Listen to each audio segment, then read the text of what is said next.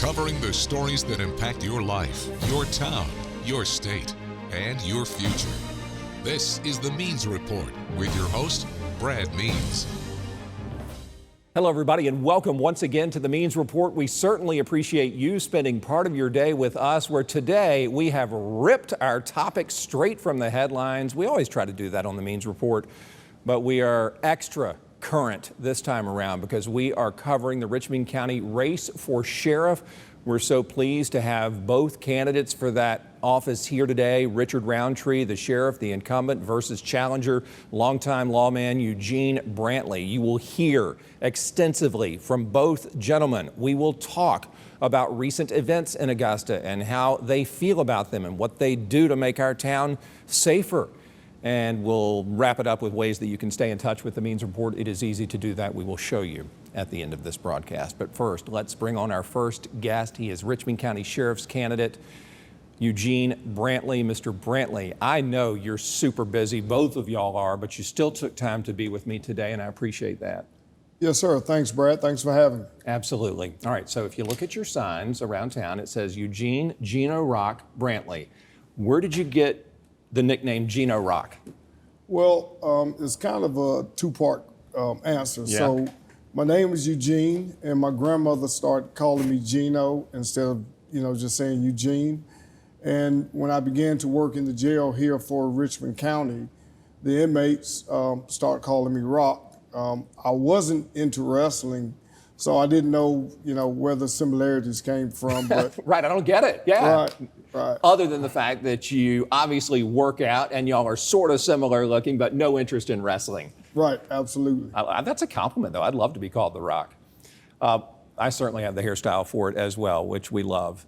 So let's just bring people up to speed on what you do for a living right now. You're a sergeant with the Richmond County Marshal's Office. Yes, sir. And before that, you had about a 16-year career with the Richmond County Sheriff's Office. Yes.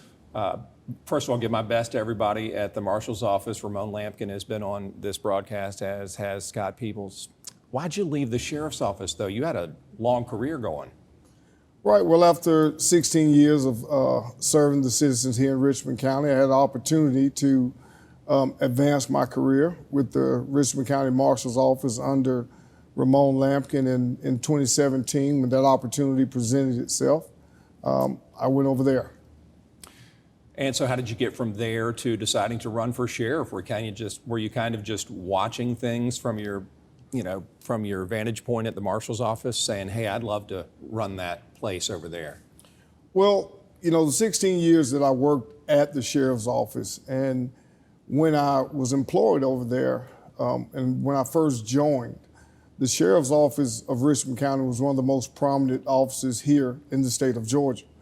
Not so much today. And just seeing how the morale has changed among the deputies, how the culture of the Sheriff's Office has changed since I worked there, and just felt like I could present something more to, kind of give them a shot in the arm, to change the way things have been trending lately at the Sheriff's Office, offer new leadership. What do you mean by that? And I know we could spend the rest of this interview, and I told you in the lobby it's going to fly by. What are a couple of things that make you say that? Well, just talking to the deputies, because I still work specials from time to time with them, and them having to go work in a jail that's overcrowded and understaffed and not managed in the best way to be conducive to having a safe work environment. I mean, the deputies don't feel like they're safe when they go there. And the inmates, when they get out and you talk to them about the conditions of the jail, how the cell doors don't lock, is a big concern. And so there's just a lot of room for improvement from when I worked there from 2000 to 2016. I think that you and Sheriff Roundtree would probably agree with this next point, and that is that the Richmond County Sheriff's Office is extremely short-staffed. What would you do to bring more officers here and convince them that a career in law enforcement is a good idea? Well, I think part of that is leadership. I think a lot of people left because of their trust or lack thereof in leadership. I think to be a great leader, you have to have empathy and perspective, but also you have to understand sacrifice, and that sacrifice has to start with the leader. When they don't feel as if, what they're doing matters, and when there's no, they don't get the support they need from the leaders there, then there's a disconnect. And so you have a work environment that's not conducive to, being good police officers. Let me ask you this, and again, we could stay on this for the rest of the show, but give me an example of something you would do to make people feel better at their jobs. Because from a management standpoint, I'm looking at it like this. I'm 300 deputies short. You have to work more shifts than you're used to, jailer or deputy. Please deal with that and know that I love you and appreciate you. How could you change that? Well, I think people, when they see your commitment, like I said, leadership is about empathy, perspective, and sacrifice. When they see that sacrifice from you, they're more likely to want to be a part of the change and don't mind working those extra hours because there's some buy-in from you. But when they feel like you're not willing to work,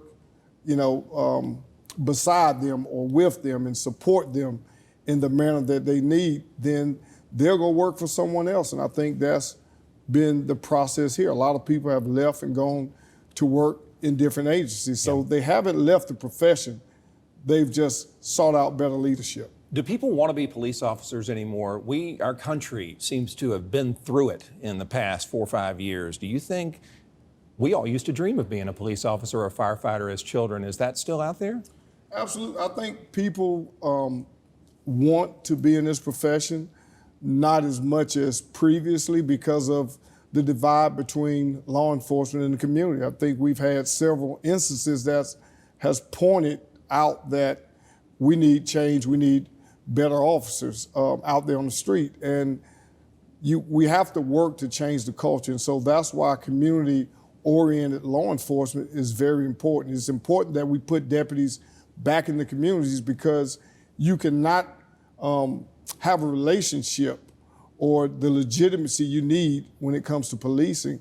If you're not out there among the people, there's no trust, there's no communication. So when something happens, they don't trust you. But if you're working in said neighborhood, you build relationships with the people who you serve. And so there's a trust factor and there's a camaraderie that you have, and that leads to lower crime rates and being able to solve crime when it happens. Let's talk about this shooting that happened. We're recording this on a Thursday. It happened this past weekend.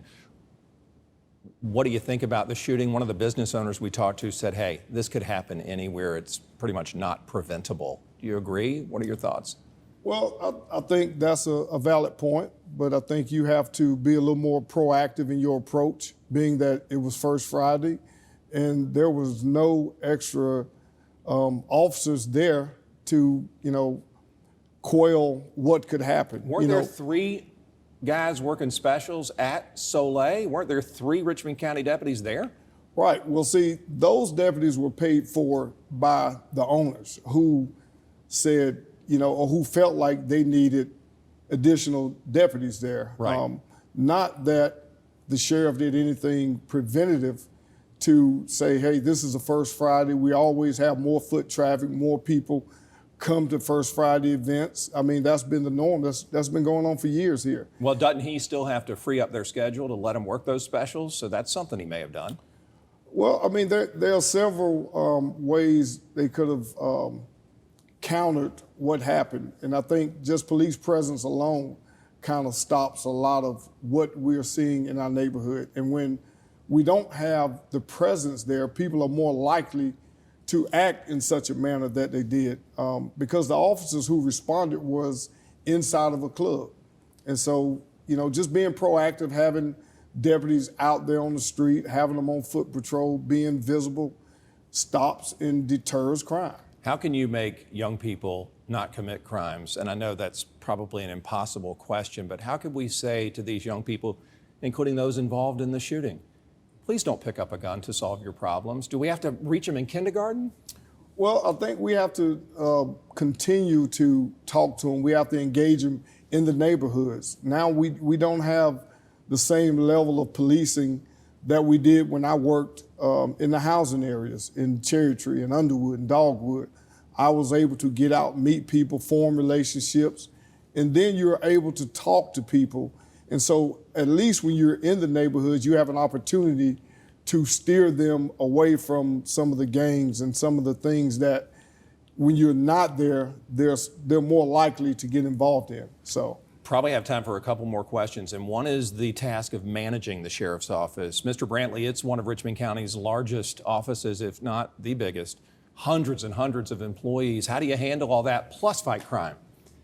Well, I think you have to find a balance. I think you have to put people in place, and you have to hold them accountable.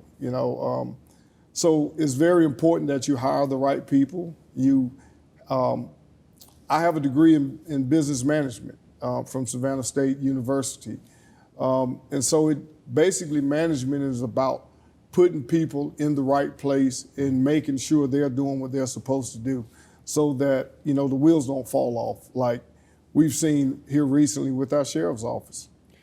I tell you what, as I said at the beginning of this interview, you're a busy person. I know you're probably going right back on the campaign trail after this, and I really appreciate you taking time. It flew by too fast, but I appreciate it. Yes, Brad, thanks for having me. Absolutely. Eugene Brantley running for sheriff of Richmond County. When we come back, the man who he is trying to unseat, the current sheriff of Richmond County, Richard Roundtree, on the Means Report.